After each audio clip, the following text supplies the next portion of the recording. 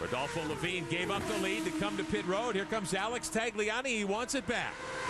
And Tagliani up alongside the 3-car. Levine's not going to get it stopped. Levine off, keeps it out of the kitty litter, but Tagliani, second time we've seen him make that move today at turn 5. I'll tell you what, you got to give Rodolfo Levine a lot of credit for making a bold move, staying out 2 laps, obviously put in 2 great laps, and gave himself a shot to win a Champ Car race. Plenty of strategy, plenty of heads-up driving by all of these Champ Car stars today. Up top left of your screen, we're going to show you the running order, the push-to-pass time left, and then the race time remaining. It is going to be a timed event, as we thought a few moments ago. 11 minutes, 43 seconds left. That's time for about 6 more laps. That would give us a race distance of 48 or 49 laps here today. Levine still being shown at the top of the leaderboard. Tracy being shown second. Tracy and Ryan Hunter-Ray, though, still have to make one more green stop. And it would behoove them, Tommy, to come in as quickly as they can, I would think. They have to do it by lap 43. And Tracy's here. Comes Tracy. Paul Tracy had been leading Jan Beekes, but now trying to get something decent out of the day.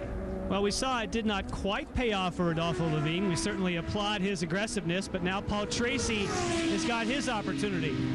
We saw it was 10.1 for his teammate. They're going to hope for something much quicker than that.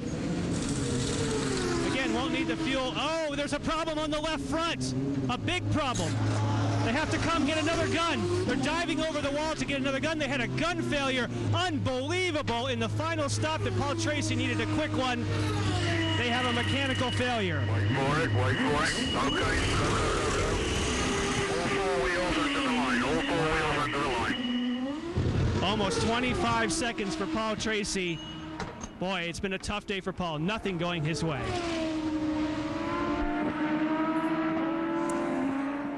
Boy, even before that, it was ugly. Bruno Junqueira right up alongside Tracy now. Tracy back on the racetrack on the lead lap. Junqueira is not. He is 15th the lap down, remember. But here he comes trying to get by PT. Junqueira picks up a spot. Tracy bumps him. Takes out Junqueira. Turns him around at turn 5. These two drivers running second and third in the championship. There's contact, and Junqueira dead in the water. Looked to me like Tracy just pulled out the chrome horn there, Tom. What do you think? Well, what happened was he was on cold tires, and he couldn't.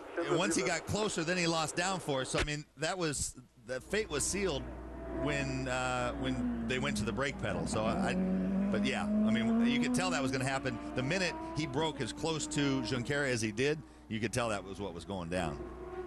Junqueira is stalled. Junqueira trying to pass Paul Tracy here. Junqueira on a lap down. Junqueira created that for himself. Junqueira was on the inside and he popped to the outside, and you cannot stop. Well, and plus, being a lap down, do you race that hard? Well, I mean, that was just, I mean, he thought he was clear, and so he eased to the outside, but Tracy hadn't hit the brakes yet, and so Bruno's pulls over in front of him, is on the brakes with hot tires. There's nothing Tracy can do about that. Alex Spirafico and A.J. Allmendinger in trouble. Allmendinger has spun. He's rolling backwards down the racetrack. We may see another full course yellow here. The caution is out for the 5th time today. Obviously an incident between Spirafico and Allmendinger. Allmendinger has gone around. He's right in the groove. They've got to get a yellow flag out in that corner. So A.J. Allmendinger slapping the steering wheel. Very unhappy. Some contact with Alex Spirafico. Knocked a winglet off the front of the 14 car. We'll be back. Under time today here at Road America. 8th race of the 2004 Champ Car World Series season. A.J. Allmendinger brought out that caution after contact with Paul Tracy, our 5th full course yellow of the day.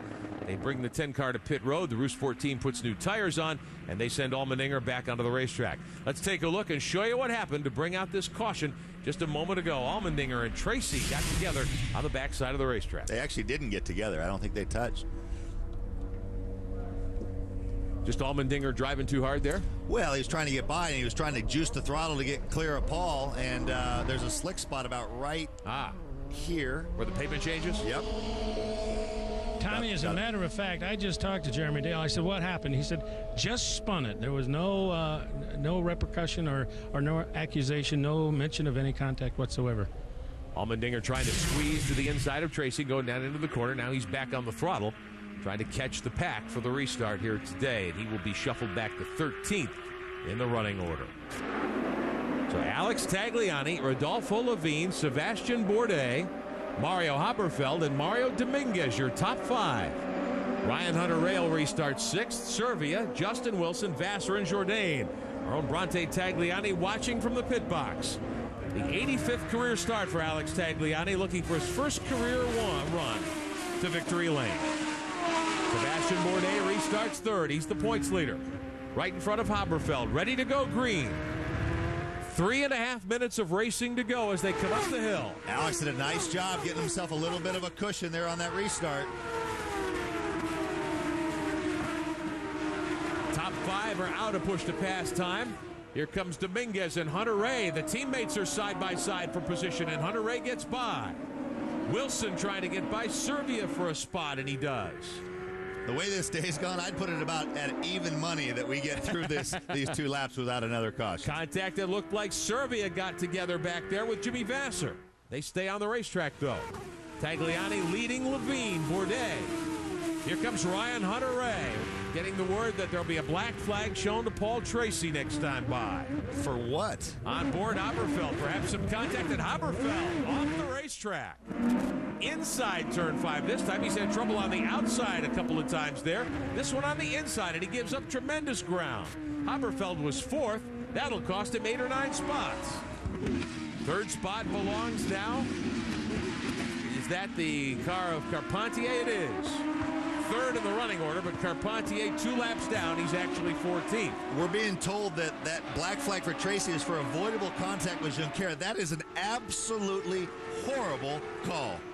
That shows no understanding of what the dynamic there is in turn 5. If a guy breaks on the inside and angles for the turn-in point, you absolutely cannot avoid him. It's downhill. You're already standing on the brakes as hard as you can, and a guy slides over in front of you. That is 100% Bruno's fault. Meantime, Tracy's teammate, Carpentier, holding up Bourdais, the championship leader. Carpentier 2 laps down. You see the time clock. This one will run on time, top left of your screen. We're being told the white flag will be in the air for the race leader, Alex Tagliani. Here he comes in the Rocket Sports. Johnson controls Lola. Tagliani to the stripe, 1 to go at Road America. Levine in 2nd by 1.3 seconds. Bourdais is 3rd. A lot of scrambling. That's Bronte Tagliani, Alex's wife, bottom left of your screen. What a weekend it would be for Rocket Sports. Our own Tommy Kendall bagged his first Trans Am victory in 7 seasons for Rocket Sports here yesterday. And now Alex Tagliani might win Rocket Sports' first Champ Car World Series event in their 2nd season on the tour. Rodolfo Levine with a terrific day going. He sits 2nd. He's got a 2.5 over Bourdais, but here comes Bourdais. The McDonald's car. And talk about the swings. If you don't have that yellow fall on that lap, you're looking at a Tracy Bourdais 1-2. Because the yellow fell on that lap, which is pure chance, it's not pure luck that Rocket Sports is in this position, because they did what they did hoping for a yellow on that lap, and then they answered the Newman-Haas guys time to get back on course. So they've made the most of it, but if the yellow does not fall on that lap, this doesn't turn out this way. But it did, and they're looking at their first win. Team owner Paul Gentilozzi with the headset on. He's closing his eyes. Can't believe it might just happen. Bronte Tagliani smiling. Couple of corners left for the 8 car. Nobody threatening him. Levine was 1.4 seconds back last time over the stripe. There's Levine in the Corona Beer car. A lot of action behind him. Here's Bourdais trying to get around Carpentier, who's 2 laps down. Bourdais thinks he might be able to get 2nd out of this. Ryan Hunter-Reay back there in 4th spot. He wants to get up and try to take a run at 2nd spot. His teammate Dominguez in 5th. Very good day for the Urdinski.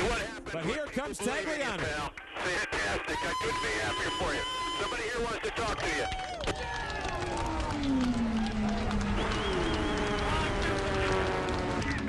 You did great, baby! You did so good! I'm so proud of you!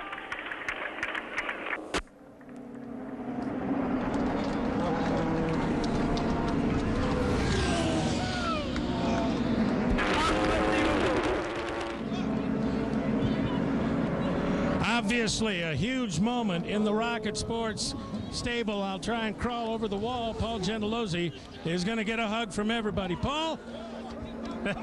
Paul? Hate to interrupt that, but what a day. You know, you start this and you have no idea when it's going to be your day, and you just keep trying and hoping, and I can't believe it. I'm so proud of these guys. And a guy that a lot of people didn't think could do the job, but we always knew he could, and it's just amazing. Greet your driver, will you? Oh, fantastic. Thanks. A guy who is normally the picture of cool.